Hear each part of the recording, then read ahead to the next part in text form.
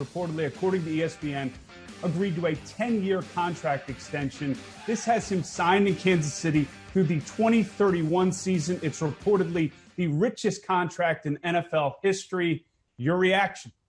Good for Kansas City. Like, if you can lock up not only the best quarterback on the planet, but the best player in the NFL for this period of time, I think you got to do it. I mean, this is a young man who's only 24 years old, already been an MVP, Super Bowl champ, Super Bowl MVP. So if you're Kansas City, I imagine you celebrate the day. You got your quarterback of the present and the future locked up for a long, long time.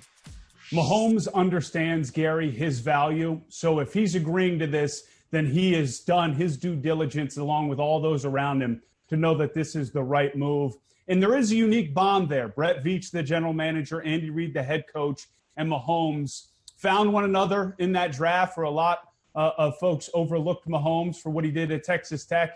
And obviously they've been rewarded for it. And now Mahomes has been rewarded for it. But it does go against what we're seeing across professional sports, especially at that elite level, where we're seeing athletes sign shorter deals so that they can capitalize on money, especially TV money, not how that affects the salary cap.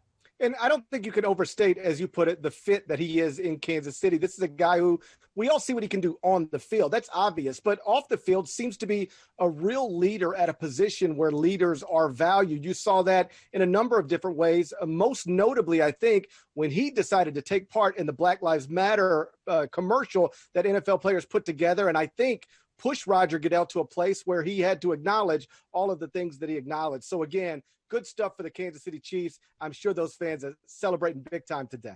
And the dinner and the barbecues on Mahomes for a little while now. We pivot to Major League Baseball, where, Gary, they're trying to navigate some choppy waters in the moment as they, again, are trying to restart their season, or at least start their 60-game season here. But we're also starting to see growing concern and players voicing that concern.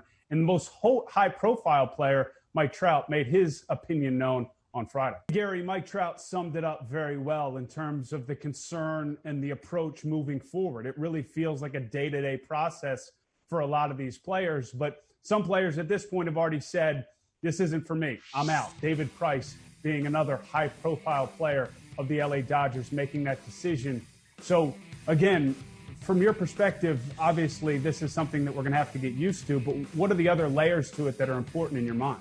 Well, Major League Baseball did a nice job of putting together an extensive plan of how it was going to test and try to keep the virus under control. The problem is, so far, that plan hasn't been implemented properly. The Nationals canceled workouts on Monday morning because at that time, tests that were administered Friday, the results still had not come back. Oakland players were tested early Friday, had no results back as of early Monday. Mets players early Monday still didn't have tests back from Saturday. Astros were tested, were not even tested Saturday or Sunday. The Angels didn't have testers show up like they were supposed to do on Sunday. And so what one franchise after another has decided is that if we can't test the way we were expected to test, then we are putting our players at additional risk. It is not worth it. And so, like many others have suggested, this is going to be difficult to pull off no matter what. Like, trying to play sports inside of a bubble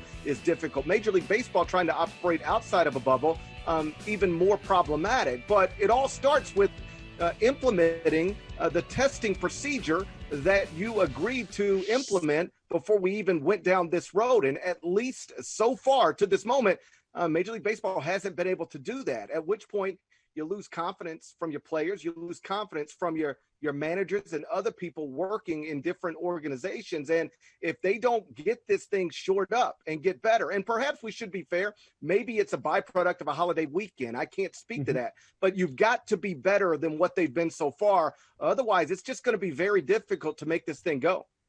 And I think more than anything, too, Gary, is that and you use the word confidence, and I think it's the most important thing.